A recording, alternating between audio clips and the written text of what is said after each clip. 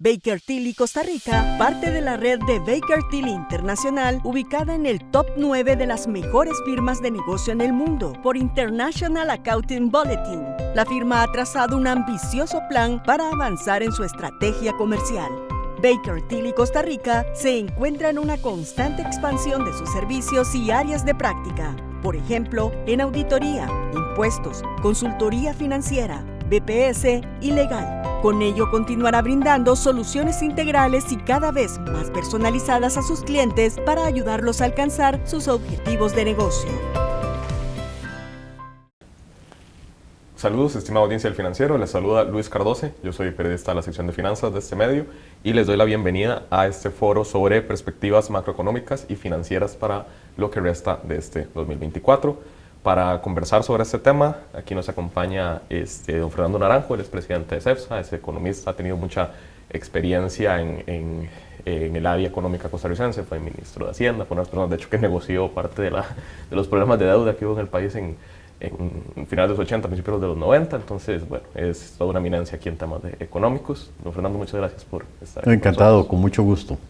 También está con nosotros don Aarón Chávez, él es director de consultoría de la firma Baker Tilly, también es recurrente aquí en nuestros foros y también maneja muy bien todos los temas económicos y financieros. Muchas gracias, Aarón, por estar. Muchas gracias, don Luis, don Fernando.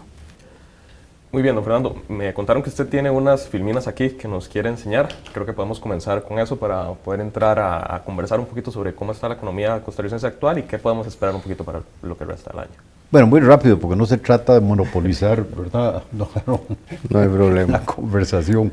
Pero a mí me pareció que había 4 elementos que nos ayudan a ubicar un poco mejor la presentación de hoy. El primero es cuánto está creciendo la producción interna en el país.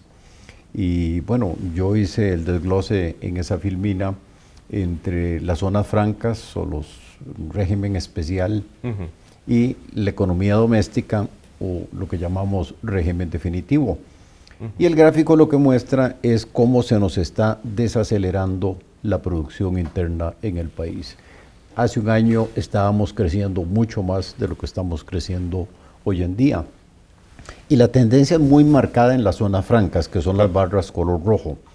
Pero también uno puede ver las barras color azul claro, que crecen muy poco y curiosamente en estos 2 primeros trimestres del 2024 empiezan a crecer menos. Recuerdo muy bien que don Eduardo Lizano muchos años atrás decía: la cifra mágica para que en Costa Rica se vayan creando empleos y mejoren las condiciones sociales es mínimo que el Producto Interno Bruto tiene que crecer 4%. Bueno, ya estamos creciendo menos del 4% en la economía doméstica. Y digamos, esto además nos crea un problema porque tenemos las zonas francas creciendo mucho más. Ahí se produce, Luis, usted lo sabe muy bien, el 14% de la producción nacional. Pero en el régimen definitivo, o sea, lo que está fuera de zonas francas, es el 86% de la economía. Realmente uno tiene que fijarse mucho más en el régimen definitivo, claro. Y ahí estamos creciendo muy poco y estamos creciendo menos de lo que estábamos creciendo meses atrás. Digamos, esa es la primera filmina que quería presentar. Claro.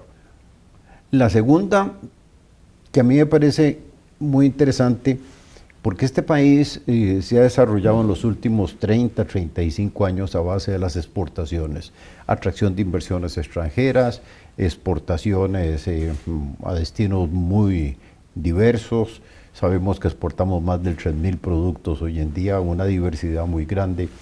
Y de nuevo, ahí lo que el gráfico, estas cifras, todas las cifras que voy a presentar son cifras oficiales, este es del Banco Central. Lo que vemos es la tasa de crecimiento de las exportaciones de bienes, de nuevo desglosado entre zonas francas y la economía doméstica. Y bueno, es impresionante cómo estamos perdiendo ritmo de crecimiento en las exportaciones en las zonas francas. Se puede observar que ya en el segundo trimestre de este año, según el Banco Central, estábamos creciendo 8.1%. A un año atrás estábamos creciendo cerca del 20%. Pero en el régimen definitivo, o sea, lo que está fuera de zonas francas, también a mí me impresiona mucho que en el segundo trimestre de este año 24 apenas crecimos 1.8%. O sea, ese motor de crecimiento que ha tenido la economía de Costa Rica por varias décadas se nos está debilitando notoriamente. Claro, la pregunta es ¿por qué se nos está debilitando? Pero ahora con mucho gusto entramos en esto. Aquí yo nada más estoy presentando las cifras oficiales. Claro. La tercera filmina que yo quería presentar es esta, la tasa de desempleo, porque realmente en cualquier sociedad lo más importante es generar empleos bien remunerados y que la gente se sienta bien aportando su trabajo al sistema económico. Y a mí me preocupa mucho que hasta noviembre del año pasado la tasa de desempleo venía cayendo.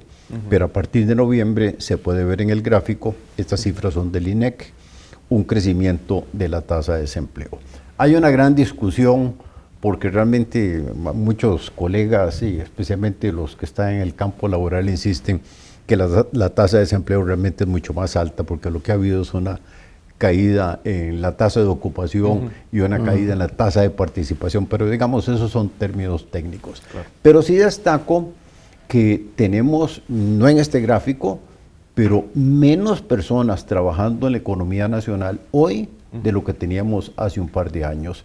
Y una sociedad donde no se generan empleos, eso es una sociedad que está enferma, porque realmente el empleo es lo que genera los ingresos de las familias, eso es lo que le permite a las familias consumir, vivir mejor, y realmente en un sistema económico, cualquiera que sea, lo ideal es que haya un mayor bienestar para la gran mayoría de los habitantes. Entonces, el problema del desempleo es muy preocupante. La cuarta filmina que quería presentar es porque ha habido una discusión en los últimos meses, pero quiero destacar esto. Costa Rica tuvo históricamente una crisis fiscal por muchos años, mucho tiempo, ¿verdad? Y por fortuna, en el año 18, en el gobierno anterior, se aprobó una reforma fiscal muy fuerte, primero generando nuevos ingresos para el gobierno y estableciendo controles de gasto, ¿verdad? Y precisamente la ley, que es la regla fiscal, buscaba controlar el gasto para que el gobierno, con más limitaciones para los gastos que puede realizar, priorizara ciertas áreas y dejara de gastar en otras áreas. Bueno, eso no ha ocurrido, pero digamos, volviendo a las cifras aquí, digamos el resultado, y bueno, y mi buen amigo el ministro de Hacienda, don Novi Acosta, lo ha reconocido públicamente, que hay un deterioro fiscal no muy pronunciado, según dice él, pero bueno, estas son las cifras. Vean, las barras color celeste, eso es lo que llamamos el balance primario, que en términos muy sencillos es a todos los gastos se le resta el servicio de la deuda y eso es lo que llamamos el balance primario.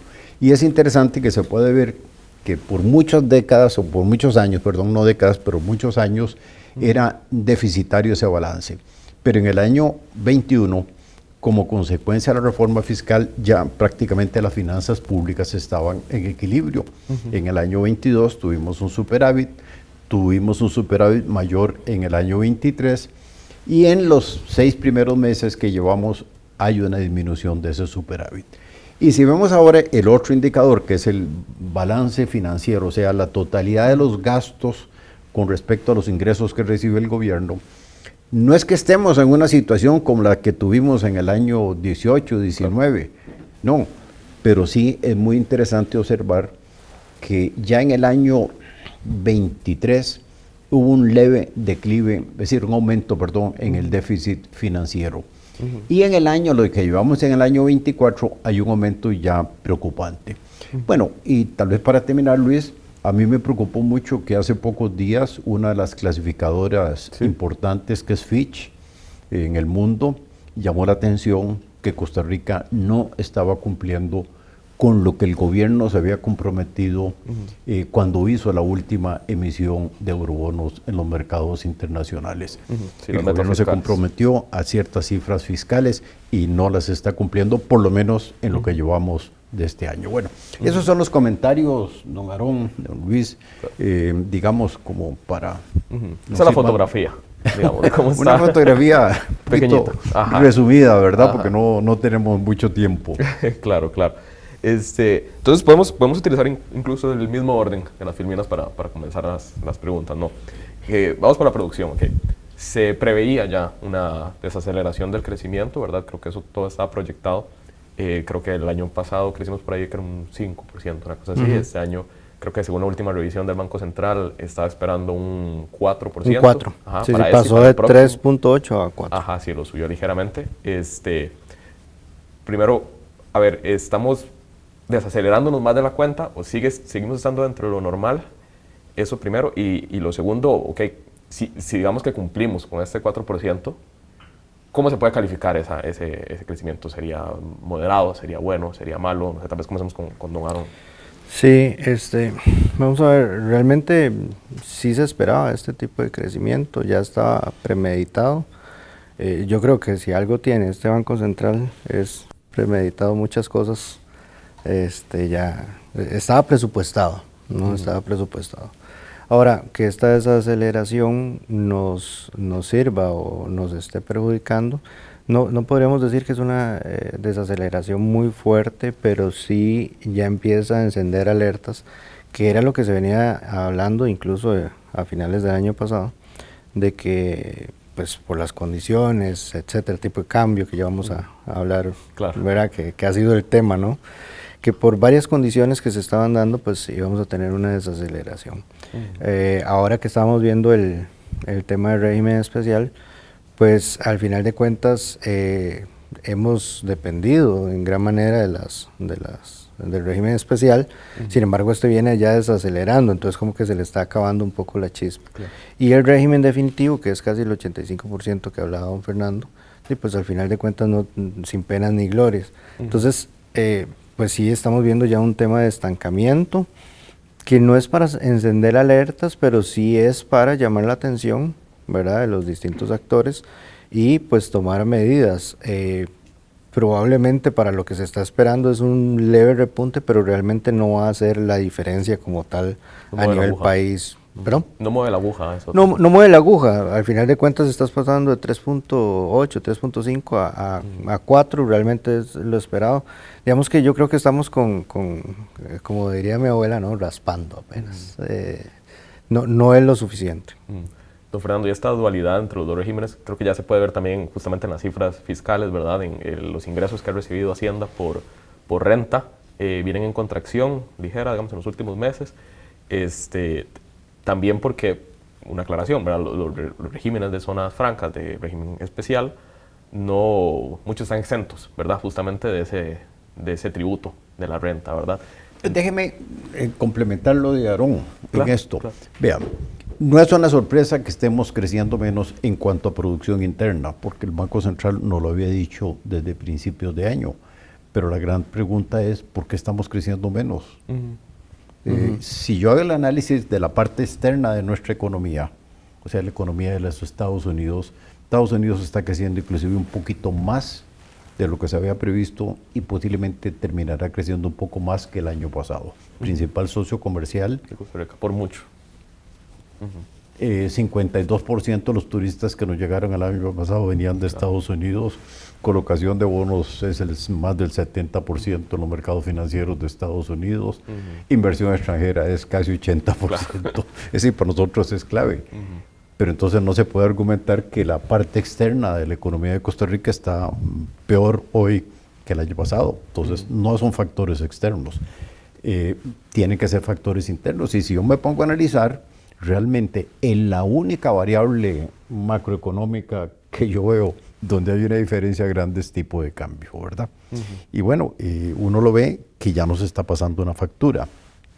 Nosotros en nuestra firma somos un poquito más conservadores. Nuestro crecimiento es que este año va a ser 3.8%, ¿verdad? Y tuvimos, igual que el banco, hicimos una leve ajuste al alza, teníamos 3.6, pero lo ajustamos a 3.8. Y no creo que vayamos a crecer más que eso. Ahora, aquí hay varios problemas.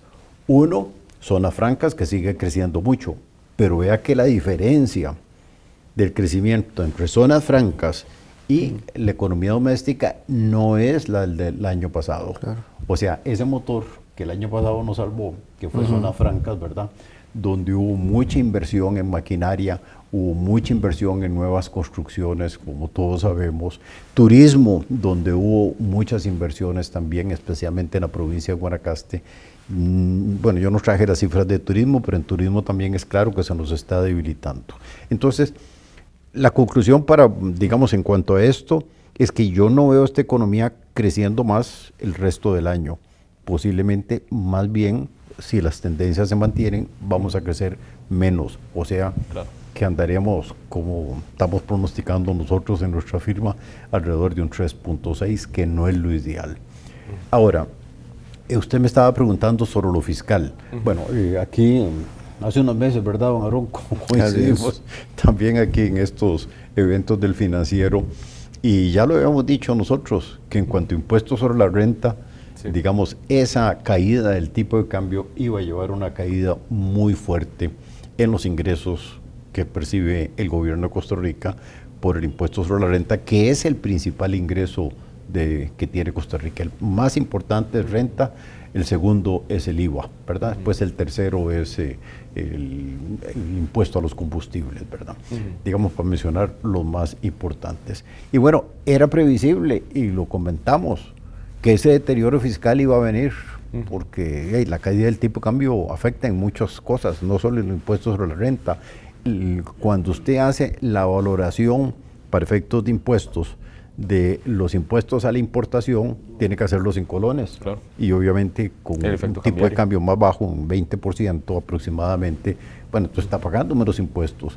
Y eso es lo que ha llevado a que se abaraten muchos bienes importados, como son automóviles, como son electrodomésticos, viajes al exterior. Ahora todo el mundo anda viajando, Sí, sale más aprovechando barato. que el dólar está tan barato, ¿verdad? Sí. Me incluyo ahí.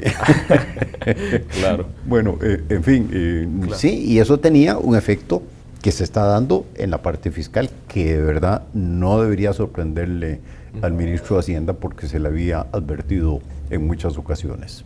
Claro, claro. Y esto hizo que Hacienda tuviera que romper esa tendencia, digamos, de acudir menos al mercado interno y dijera, ok, no, tengo que subir la proyección de lo que voy a gastar, ¿verdad? Este año lo subió creo que de 2,3 billones de colones a 2,7. 2.7, sí.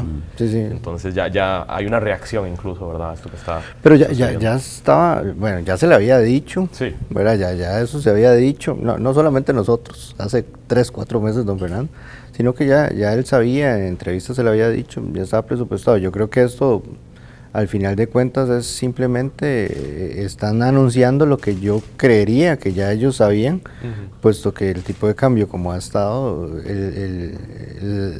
la recaudación ha sido muy baja. Sumemos a esto más agravantes que ahora decía don Fernando, bueno, el tipo de cambio es la única variable que yo veo, y yo coincido con don Fernando, pero también a esto agravamos un poco más la economía y el tema del país con la deuda social que existe, ¿verdad? La deuda de seguridad ciudadana que existe, y entonces pues el crecimiento no es malo, pues es crecimiento, pero no es suficiente. Y más las deudas que nos está dejando pues el gobierno en este momento, pues sí nos complica un poco y nos hace pensar que el próximo año va a ser un año de muchos retos para distintos sectores, ¿no? Claro, claro. Antes de salir del tema de producción, me gustaría también que ustedes le pusieran una calificación, un adjetivo, digamos, a esa caída tan fuerte que se ve en el régimen especial. Porque, a ver, hubo un momento que estábamos creciendo en el IMAE de Zona Franca, se está creciendo un 20 y pico %, ¿verdad? Creo que era entendible que no puede sostenerse por tiempo infinito, ¿verdad? Pero esa disminución, don Fernando, ¿usted la ve más grande de la cuenta, digamos? O sea, ¿se desaceleró más rápido de lo que debía? ¿O qué calificativo le pone? Bueno, es que vean, todo lo que está pasando con el tipo de cambio nos complica mucho la operación de muchos agentes económicos. Y quizás los más afectados son los que están en el régimen definitivo, pero Zona Francas también se ha afectado. Porque, ¿cómo es tan sencillo para explicar ahí, digamos, en términos no económicos, no, sino lógicos? Una empresa que está en Zonas Francas, que es una empresa extranjera, esa empresa produce y exporta a otros mercados. pero por cada dólar que exporta, ahora recibe 20 colones menos, ¿verdad? Pero los gastos internos de esas empresas, en un buen porcentaje, son en colones. Muchos tienen las planillas en colones, los gastos de los insumos en colones, proveedores domésticos en colones, etcétera.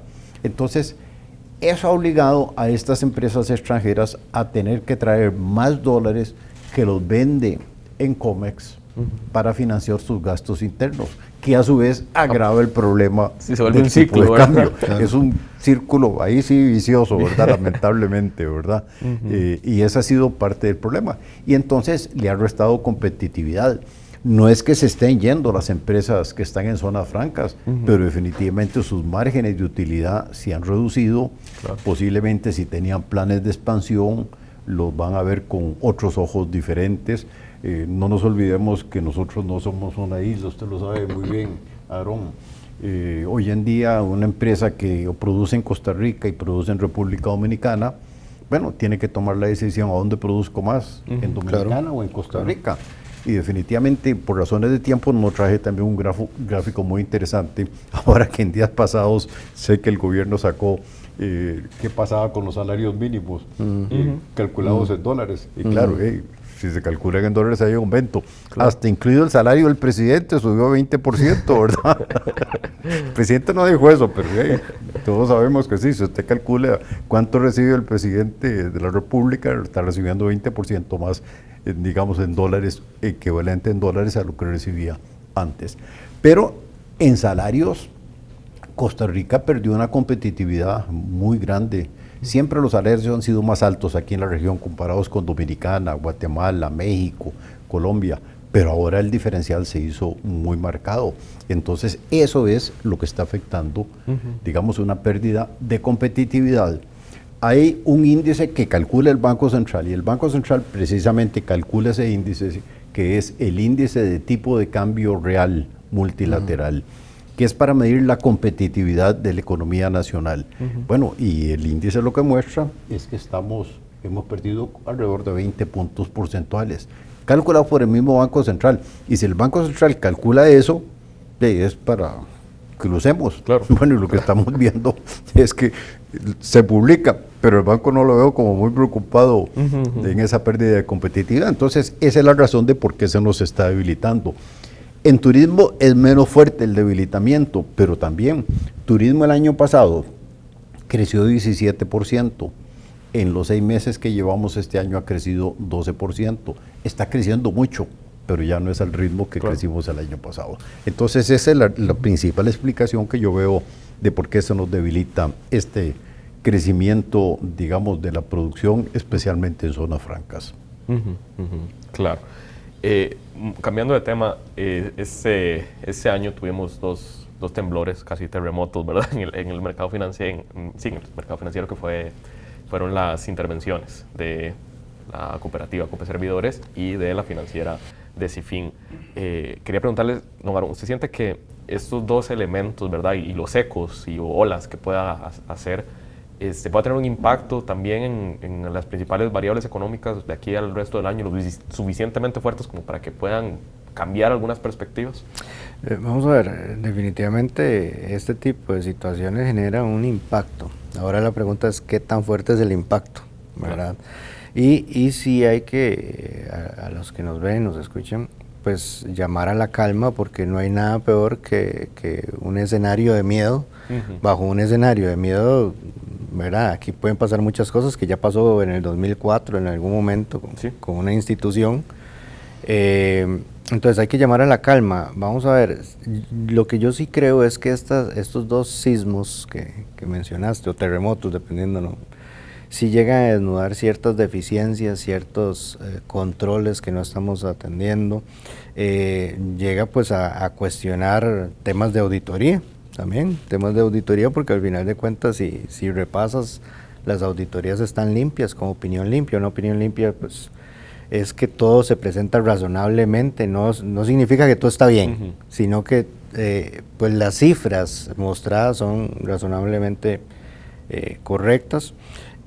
Teníamos los índices patrimoniales que estaban pues bien. Sin embargo, pues pasan estos dos sismos como le hiciste el adjetivo, y yo sí creo que al final de cuentas van a generar, en el caso de Enron en su momento, cuando había pasado Enron en Estados Unidos, pues hubo un antes y un después, y yo creo que esto va a llamar a ciertos mecanismos, ciertos cambios propiamente de superintendencia, de control, de cifras, de revelación de información para evitar estas situaciones, ya que la situación que está pasando ahora es que muchos de los clientes vienen de, bueno, asociaciones incluso, claro.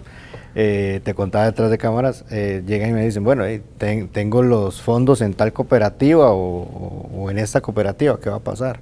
Entonces, ese tipo de pánico no es bueno, genera, corroe mucho el sistema financiero. Ahora, no podemos decir que el sistema financiero está mal, ¿ok? Hay que tener mucho cuidado, no es que el sistema está mal, pero sí existen situaciones que tal vez no previmos, que no controlamos y que nos está pasando esto. Y cada vez que hay una intervención, ¿verdad? 100 de 100, todas caen, sí. ¿Verdad? No es una intervención tranquila o pasiva o amistosa, sino que esa intervención totalmente da el traste con la institución. Entonces hay que tener mucho cuidado porque sí genera complicaciones. También hay un tema de educación financiera y hay un tema de diversificación del riesgo que también es otra cosa que nos desnuda. No hay una buena educación financiera, incluso no solamente al ciudadano, sino también a empresas, porque eso está pasando con asociaciones y está pasando con empresas. Entonces yo diría que sí es algo importante, que hay que prestarle atención, no hay que alarmarse, pero sí tomarle la seriedad del caso, porque esto puede también desnudar ciertos problemas profundos que tiene el sistema financiero, ¿no? Claro. Don Fernando, ¿usted cómo lo ve? ¿Siente que hay algún riesgo? No, yo concuerdo 98%, Aarón. Buenísimo. Para dejarme un barrio Está bien. Con lo que explicó Aarón.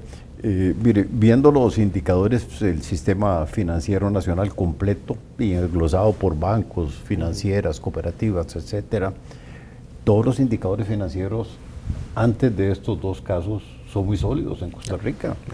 La suficiencia patrimonial que digamos para que una institución esté bien es de 10% para arriba. Y en todos los segmentos del sector financiero costarricense estamos bastante por encima del 10%, inclusive algunas financieras, como usted lo sabe, niveles altísimos, valores muy altos de suficiencia patrimonial. La mora tampoco ha aumentado, por fortuna, dramáticamente. Estuve viendo que en colones ha aumentado un poco y curiosamente dólares ha disminuido, pero claro, la cuota de pago de las deudas en dólares ha disminuido por la caída del tipo de cambio de nuevo. Es decir, hay que hacer ese análisis para los que ganan en cuidadosamente. Ahora, lamentablemente ocurren estos dos eventos. Yo espero que esto no vaya a tener repercusiones sistémicas, ¿verdad? Porque sería muy peligroso, muy complicado, ¿verdad? Para el país, tras de que la economía en la parte real no está tan bien, que se nos vengan más problemas en la parte financiera, eso sí sería muy complicado, eso es lo que esperamos. Y esperamos que, claro, la SUGEF oportunamente pueda detectar si hay que hacer correcciones en algunas otras instituciones financieras, ¿verdad? Eso sería lo ideal. Yo no veo que tengamos un problema serio en este campo financiero, pero como decían muy sensatamente, hay que tener cuidado en estos momentos y tener mucha calma, ¿verdad? Claro. A la hora de hacer el análisis. Claro, como lo comentábamos detrás de cámara, ¿no? El hecho de diversificar los riesgos. Estamos hablando justamente que la gente se va mucho por tasa de interés, ¿verdad? A la hora de buscar un depósito, ¿quién me da la mejor tasa, verdad? Don Aarón, así muy rápidamente, ¿qué además de esa tasa de interés tiene que fijarse la gente, ¿verdad? Como para darle una recomendación a la hora de manejar riesgos. Claro, es que a la hora de tomar una decisión, pues básicamente es, en tal lugar me dan un 8 y en esta me dan un 7, entonces me voy por el 8 y ya se cerró la discusión, es un punto más y listo. Hay que tener mucho cuidado, primero pues al final de cuentas la suficiencia patrimonial, eso es algo que deberíamos estar viendo y pues no entra dentro de la plataforma a veces de la evaluación, claro. En dónde estamos metiendo los fondos. Ahora, uno no puede meter todos los fondos en un solo lugar, ¿verdad? Eso es una regla pues financiera de inversión, no puedes tener tu portafolio todo colocado ahí porque al final de cuentas tienes el riesgo. Ahora, también el tipo de institución en la que lo están colocando, y aquí no quiero que se interprete que no hay que colocar dinero en las cooperativas. Eso sería un error total. Realmente es que si yo coloco en cooperativa A, cooperativa B, cooperativa C y cooperativa D, pues todo mi riesgo está a nivel de cooperativas, ¿verdad? Entonces estoy obteniendo altos rendimientos probablemente, pero todo mi riesgo está en cooperativas. Vamos a ver, el tema de bancos estatales siempre es una muy buena opción, son bancos sólidos, bancos privados, y habrá que diversificar porque vamos a ver, el colocar dinero no solamente es colocar a plazo, hay una gama más de inversiones que no nos vamos a meter en este momento, pero sí tienen que ver la trayectoria, tienen que ver la información, eso es información pública, los estados financieros es información pública. ¿Qué pasa? Que tal vez no toda la población lo sabe leer, entonces hay que buscar asesoría. Cuando no tenés la información o no la conoces, hay que buscar asesoría para poder diversificar. Creo que ahora tal vez esto permea y se vuelve más importante para la población por lo que está pasando. Claro. Entonces, son las recomendaciones. Hay muchos indicadores que pueden pues darnos luces de cómo está la institución, dónde estoy colocando. Porque ha pasado que los ciudadanos llegan y colocan sus fondos, el 100% en un solo lugar, y son los ahorros de su vida. Y está pasando lo que está pasando. Entonces sí hay que tener mucho cuidado, y no es la tasa nada más, hay que medir temas de riesgo, hay que medir temas de plazo, entre otros. Perfecto. Vamos a ir una pequeña pausa y ya regresamos para esta conversación. Baker Tilly Costa Rica, parte de la red de Baker Tilly Internacional, ubicada en el top 9 de las mejores firmas de negocio en el mundo por International Accounting Bulletin. La firma ha trazado un ambicioso plan para avanzar en su estrategia comercial. Baker Tilly Costa Rica se encuentra en una constante expansión de sus servicios y áreas de práctica. Por ejemplo, en auditoría, impuestos, consultoría financiera, BPS y legal. Con ello continuará brindando soluciones integrales y cada vez más personalizadas a sus clientes para ayudarlos a alcanzar sus objetivos de negocio. Bienvenidos de vuelta a este foro del financiero. Retomamos la conversación con un tema que va un poquito de la mano con lo último que hablamos, que es también las tasas de interés, ¿no? ¿Qué se espera que suceda? Bueno, ya el Banco Central lleva desde marzo del 2023 bajando la tasa, para muchos de una forma muy, muy lenta, ¿verdad? Para lo que indican los datos de inflación, ¿verdad? Y de producción. Pero bueno, tenemos este fenómeno de estas dos intervenciones que de alguna forma, don Fernando, ¿usted cree que podrían sumarle una razón más, digamos, al Banco Central para acelerar su baja en tasas de interés, o no ve que haya una influencia entre ambos? No creo que haya una relación. Realmente, bueno, vamos a ver. Muy lamentable lo que nos ha pasado, pero dentro del sistema financiero nacional eso es demasiado pequeñito, ¿verdad? Digamos, el rol de copeservidores o de CIFIN, ¿verdad? Entonces, por eso no creo que sea un elemento importante. Ahora, sí lo que uno esperaría es que el Banco Central, y yo sé lo conservador que es este Banco Central, ¿verdad?, que sea un poco más activo en los próximos meses, de ir reduciendo un poco más la tasa de política monetaria. Porque si uno ve los gráficos de qué ha pasado con la tasa básica pasiva, ha disminuido un poco, pero mucho menos de lo que ha disminuido la tasa básica pasiva. Y ahora podemos comentarlo un poquito más. Claro. Y las tasas activas realmente están más bajas que hace un año, pero están más altas que hace 2 años. O sea, todavía no ha habido un efecto realmente importante. Y claro, es entendible que cuando el Banco Central ajusta la tasa de política monetaria, no hay un impacto inmediato, sino que eso toma bastante tiempo. ¿Y por qué?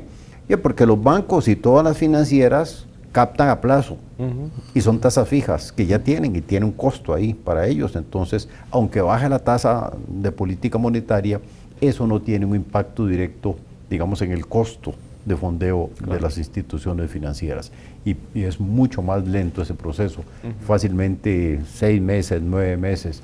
E inclusive, como había rumores hace un tiempo, hace unos meses, de que iba a caer las tasas de interés, obviamente que los ahorrantes entonces trataron de invertir en bancos, financieras, a más largo plazo, ¿verdad? Claro. Entonces eso hace es que no sea el ajuste. Pero sí yo esperaría un Banco Central un poco más dinámico, porque realmente no se justifica esos valores de la tasa política monetaria que tenemos hoy en día con una inflación que ha sido negativa o cero ahora durante más de un año, ¿verdad? Claro. Qué difícil, porque yo coincido con don Fernando. Ojalá fuera más dinámico, pero no ha presentado esas señales, don Fernando. Yo creo que están esperando ahorita a ver qué pasa en septiembre. En Estados Unidos. En Estados Unidos con la Fed, para ver cuánto es lo que van a bajar ellos. Pero digamos que yo creo que están ceñidos en eso de que ir bajando muy poco o no bajar si fuera el caso. Y ante la inflación que dice don Fernando, pues realmente es una postura muy, muy rígida, muy restrictiva, y habrá que esperar. Yo no veo yo espero dinamismo, pero no lo veo digamos, si leemos la historia, ¿verdad? Si leemos la historia, el rol no ha sido tan dinámico como tal, lamentablemente. Bueno, van a contar una historia que es casi un chiste, ¿verdad? No importa. Adelante, perdón. En una reunión parecida como esta que estamos aquí, un cliente me dice, y le digo yo, no, es que el Banco Central se va a esperar a ver qué hace el Federal Reserve Bank en Estados Unidos, ¿verdad? Si el Fed baja, entonces baja el Banco Central. Y me dice, Fernando, ¿y para qué tenemos entonces una junta directiva y un presidente ejecutivo? Mejor hagámosle caso a lo que hace el Fed, ¿verdad? Y ya economizamos un montón de dinero. Bueno, eso es, digamos, como chiste, pero sí. Parece chiste. Parece chiste. Pero sí, a mí me llama mucho la atención que en el Banco Central, más que antes, insiste que cualquier acción tiene que esperarse a ver qué hace el Fed. Yo sé que en el mundo de hoy uno no es una isla, como ya lo comentamos, pero tampoco estar dependiente de qué hace el Federal Reserve Bank en Estados Unidos para ver qué hacemos nosotros aquí. Claro. Sí, llegó un punto donde la Fed pues tardó tanto en bajar sus tasas que el Banco Central no le quedó más remedio que bajar las de él, ¿verdad? También, porque ya era abusivo. Y había presión también, había mucha presión de sectores. Pero en Estados Unidos tienen una inflación del 3%, que es altísima en Estados Unidos, y nosotros con inflación de 0 aquí. Claro. Había razones muy obvias, ¿verdad? Claro, sí, llegó un momento donde no podía aguantarse más tiempo, ¿verdad? Y ahora parece que menos, con la expectativa, ¿verdad?, de que la Reserva Federal va a bajar las tasas. Según la última reunión y que estaba ahí con don Roger, sigue la misma postura, ¿verdad? Ya creo que ya es un tema de postura como tal, y se estaba pegando al libreto como tal, de que creo que no hay para dónde, lamentablemente. Claro. Algo que creo que sí podemos coincidir, ¿no?, es que probablemente las tasas activas disminuyan en lo que resta del año y probablemente hacia principios del próximo año, independientemente si el mismo Banco Central baje más su tasa política monetaria o no, ¿verdad? Porque llega un punto donde simplemente ese traslado que ya lleva un año y medio, pues tiene que concretarse, ¿verdad? Pero por el efecto, no por los movimientos de ahora, si es que los hay, ¿no? Sino por los efectos que vienen, de acuerdo al decrecimiento que se ha dado poco a poco, que ha sido lento, pero se tiene que dar. Probablemente no este año, yo no lo veo este año realmente, yo veo la TAN muy similar, pero sí creo que tal vez en el segundo trimestre por ahí ya podemos ver ese efecto rebote que estábamos esperando, ¿no? Claro, pero bueno, don Fernando decía que mucho influía el hecho de que habían depósitos a plazo, que mucha gente dijo, ya viene la bajada de tasas, voy a tirar un año, ¿verdad? Y eso alarga también el proceso de transmisión de política monetaria. ¿Aún así usted siente que viene a un ritmo esperable, digamos, o sí se ha tardado más de la cuenta esa transmisión de la política monetaria hacia el resto de tasas activas específicamente? A como se manejó se esperaba que fuera así.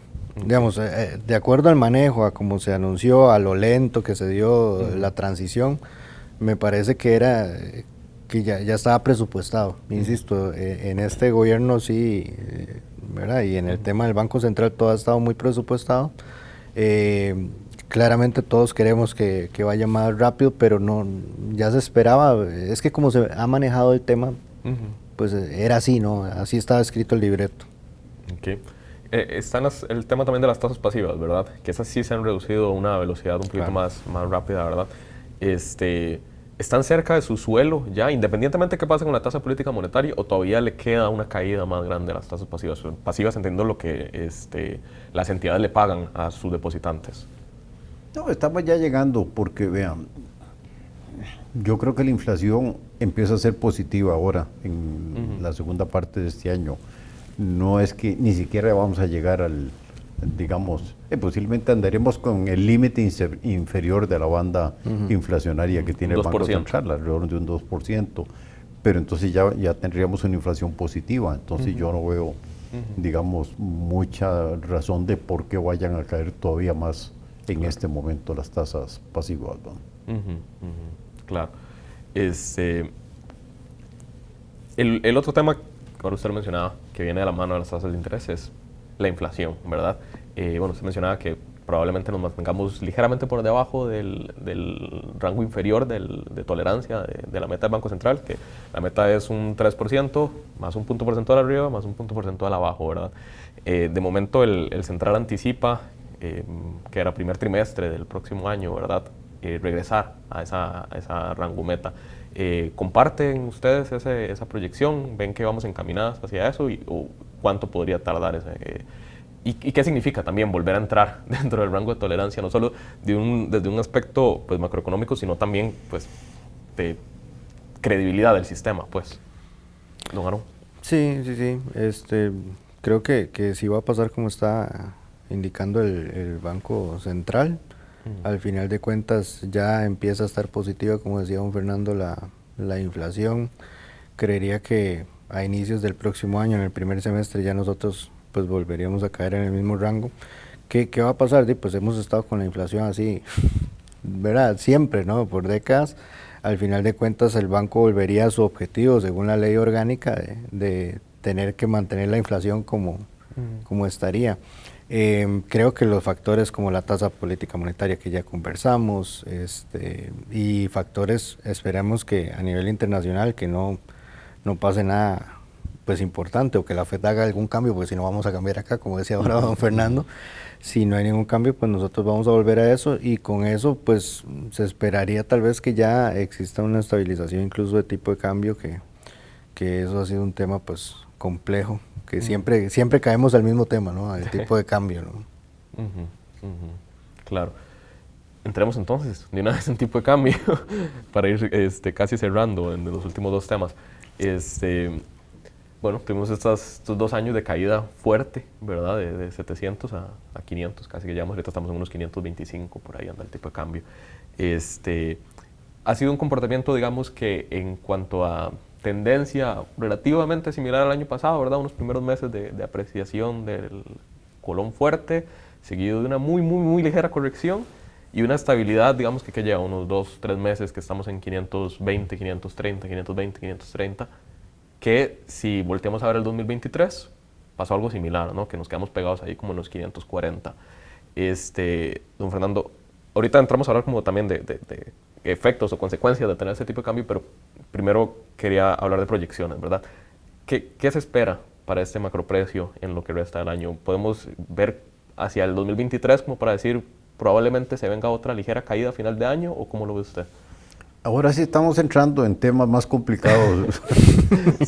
El bolita de cristal.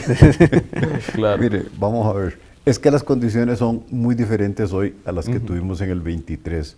No nos olvidemos que en el año 23 hubo una afluencia muy alta de endeudamiento externo. Sí. Ahora ya tenemos varias informaciones que nos dicen el escenario va a ser diferente en lo que falta de este año. Primero, el ministro ya anunció que no va a hacer, el gobierno no va a hacer la emisión de los 1.000 millones de eurobonos. Y eso ya crea una expectativa diferente, que no va a haber esa abundancia de dólares que tuvimos antes. Después ya sabemos que las tasas de interés, te lo estaba comentando, pasivas han venido cayendo.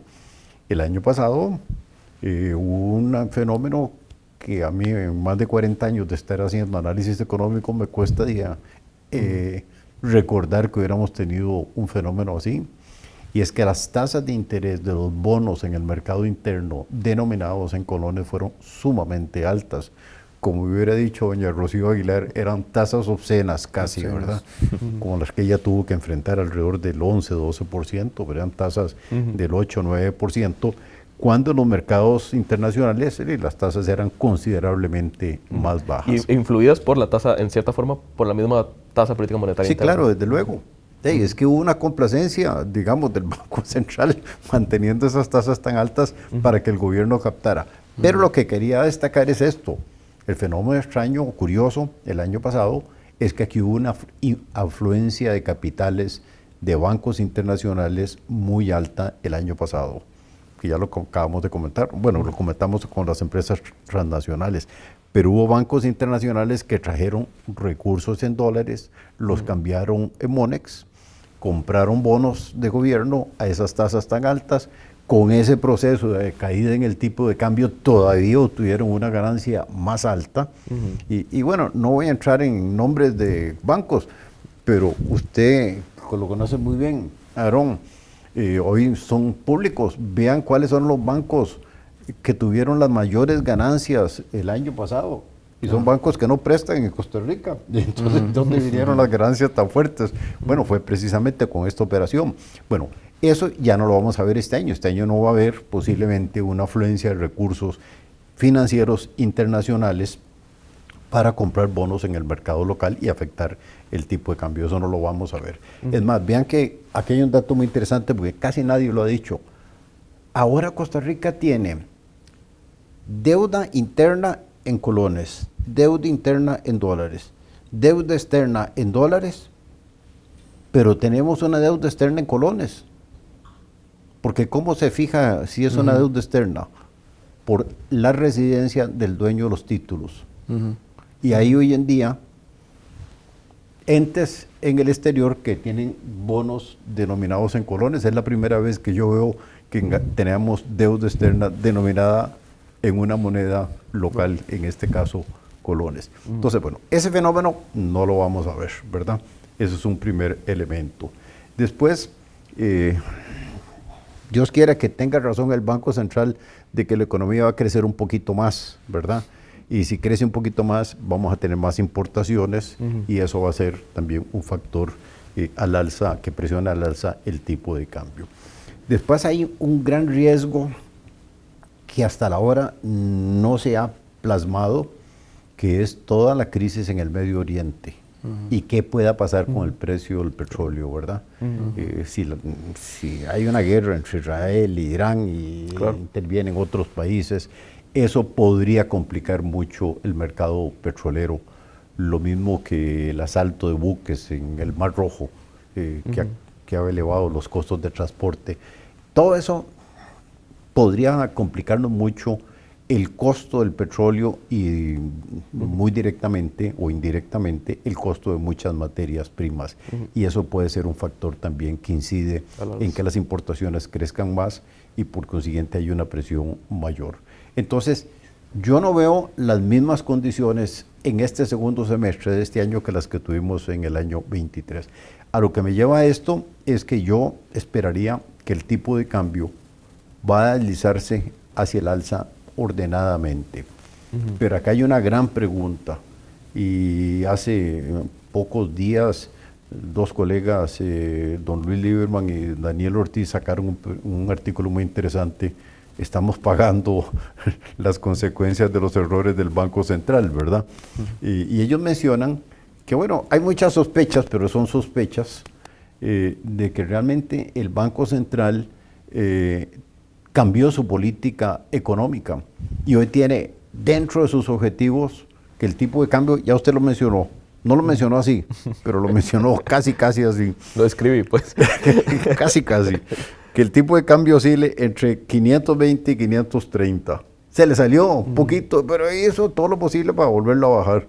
Y bueno, la pregunta importante al Banco Central es si va a estar dispuesto el Banco Central con una situación externa diferente a perder reservas monetarias para mantener el tipo de cambio dentro de ese rango o lo va a permitir que fluctúe un poco más. Pero en todo caso, mire, el banco tiene tantas reservas internacionales que puede influir mucho en el tipo de cambio y yo no creo que este tipo de cambio vaya a variar mucho. Podemos andar en el límite superior, 530, 535, pero no lo veo yo que vaya a cambiar mucho más o a elevarse mucho más que este valor. Claro. Pero no sé. Dorón, le paso la bolita de cristal a usted. Lamentablemente coincido. Coincido, definitivamente sí, las condiciones han cambiado, pero al final de cuentas el tema de reservas es muy grande. Igual ahorita el Banco Central ha bajado su participación porque llegó un momento en que el promedio andaba en 90-95, ¿no? O sea, era muy fuerte. Ahora el promedio anda alrededor de un 75%. Pero también ha tenido intervenciones que han llegado hasta un 95%. Entonces decimos que sigue la misma política, sigue la misma tendencia. He escuchado muchos expertos que han hablado hasta de 550, no lo veo. Mira, espero equivocarme, pero no lo veo. Realmente yo creo que el 5.30, 5.35 es un número que realmente está muy cómodo para el Banco Central, muy cómodo para los actores. De hecho, que las mismas cámaras se tranquilizaron un poco después de pasar de 499, 498 a 512, 503. Entonces, me parece que vamos a ir cerrando por ese número al final de cuentas. Y el otro año yo creo que sí hay bastantes elementos para poder subirlo de manera ordenada, como decía don Fernando. De manera ordenada, pero bueno, vamos a ver, y coincido, me parece que ya es una nueva meta del Banco Central el tipo de cambio. De manera implícita, no se dice, pero el tipo de cambio ya pasó a ser parte de la meta también del Banco Central. Vea, nada más, perdóname. El Banco Central se supone, en su enunciado de política económica, que tiene una meta de inflation targeting, o sea, metas inflacionarias. En 30 meses, solo en un mes las ha cumplido, pero el tipo de cambio sí lo está cumpliendo. Claro, al pie de la letra. Ahí sí no lo podemos criticar. Sí, y el hecho pero que no se atreven a decirlo. Y el hecho, Fernando, que esté bajo, no significa que están cumpliendo el artículo, no. Más bien, o sea, no está bien ni que esté más alto ni más bajo, al final de cuentas no están pegando con el número. Y esa desviación, ese límite, pues están yendo a un límite superior o inferior, pues hace que no tenga no esté cumpliendo a nivel orgánico, a nivel de ley, pues cuál fue hecho. Entonces, estamos copiando la reserva, estamos siendo muy duros con el Banco Central, estamos copiando la reserva, no estamos cumpliendo la meta de inflación, y solo es el tipo de cambio, o sea, los objetivos cambiaron definitivamente. Y ese mes en el que estuvimos dentro de la meta fue de pasada, ¿verdad? Fue cuando veníamos del 12%. Un momento nada más se tomó la fotografía justo cuando íbamos en la meta y ya todos volvimos a salir. Así es, claro. Correcto. Pero sí, bueno, ahora se viene también la época alta de turismo, ¿verdad? Que puede agregar algunas presiones a la baja, pero bueno, primero que serían compensadas por estos elementos. Pero estamos desacelerando, también el turismo viene desacelerando, entonces... Sí, y Estados Unidos también se ha deteriorado un poco y es quien más turistas nos trae, ¿verdad? Claro. Entonces eso también puede afectar. Pero vea que le voy a dar un dato muy interesante que tampoco se ha divulgado mucho. El año pasado, el turismo, como ya lo dije, creció, turismo receptivo 17%.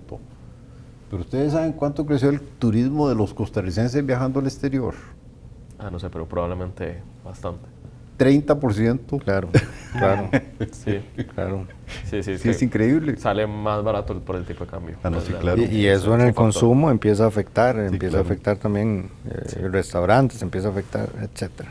Claro. Para ir cerrando, me gustaría conocer de cada uno de los dos, cuáles son los principales elementos, tanto internos como externos, que tenemos que prestarle atención, porque podrían perfectamente variar un poquito las perspectivas que hemos comentado ahorita. Entonces, tal vez comenzar con don Fernando. Bueno, digamos en la parte externa, mucha atención a qué pasa con Estados Unidos. Y ahí entramos en la elección de noviembre, ¿verdad? Entre el expresidente Trump y la vicepresidenta Harris. Hay mucha especulación, pero en general, digamos, la mayoría de los analistas políticos dicen verían más favorablemente hacia América Latina y a Centroamérica en particular y el Caribe la elección de Kamala Harris, ¿verdad? Que la elección de Trump, especialmente los países que dependen mucho de las remesas de los trabajadores en Estados Unidos, que con el expresidente Trump, de nuevo presidente, habría más limitaciones para el ingreso de más inmigrantes, ¿verdad? Entonces, ahí hay un primer elemento que hay que ponerle atención. Y en la parte interna no deja de ser preocupante el deterioro fiscal, ¿verdad? Que si bien es cierto es pequeño, puede complicarle al gobierno. No sé si esta es la razón que tuvo el Ministerio de Hacienda para decir que no va a hacer la emisión este año.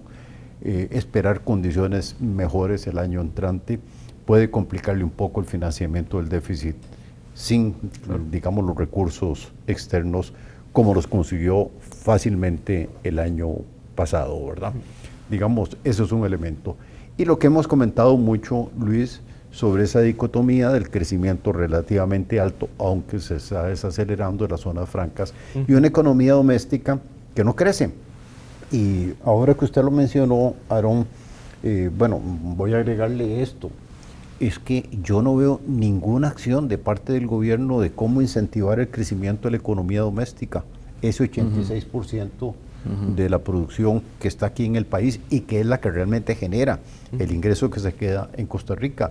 Un sector agrícola muy abandonado, un sector industrial que anda ahí navegando, y yo no veo ninguna acción realmente positiva. No hay una política de producción por parte de las autoridades de gobierno, y lo digo con toda franqueza, pero si yo estoy equivocado lo reconocería públicamente. No veo acciones en ese campo que sí deberían preocupar mucho, porque además es la actividad que genera más empleo, ¿verdad?, en el país. Claro, claro, y la que nos deja también el tributo de renta, que ya hablamos, es el 30 y pico % de lo que recibe. Bueno, y el ingreso de las familias, que eso, Luis, es claro, bueno, sí, claro. La comida, pues, ¿verdad? Don Aarón. Sí, bueno, prestar atención, no podemos controlarlo, pero el tema de los conflictos, eso en cualquier momento, si se hace pues el conflicto más profundo de cómo está, que ya está, nos traería complicaciones importantes. Temas bursátiles, pasó un susto hace poquito, el tema bursátil, eso podría también afectar también al inversionista, cómo ve la inversión, ¿verdad? Y cómo actúa, y el inversionista en pánico, pues es algo complejo.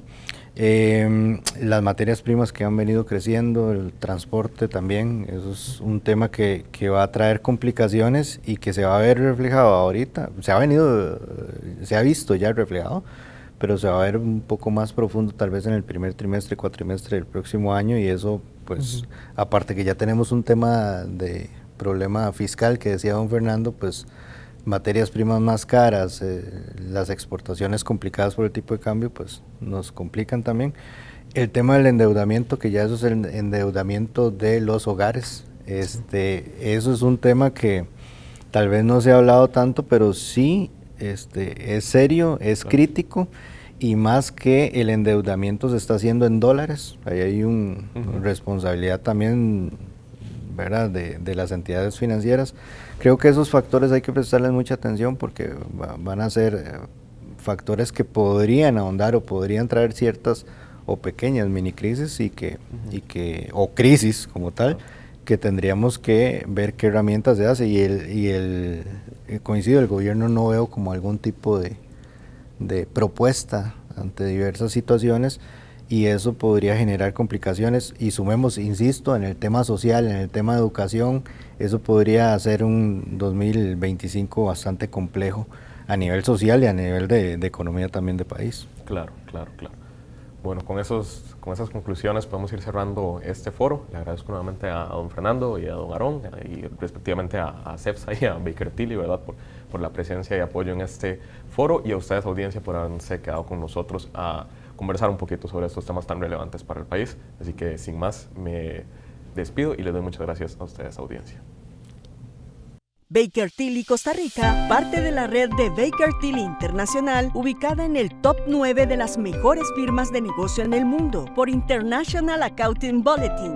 La firma ha trazado un ambicioso plan para avanzar en su estrategia comercial. Baker Tilly Costa Rica se encuentra en una constante expansión de sus servicios y áreas de práctica. Por ejemplo, en auditoría, impuestos, consultoría financiera, BPS y legal. Con ello continuará brindando soluciones integrales y cada vez más personalizadas a sus clientes para ayudarlos a alcanzar sus objetivos de negocio.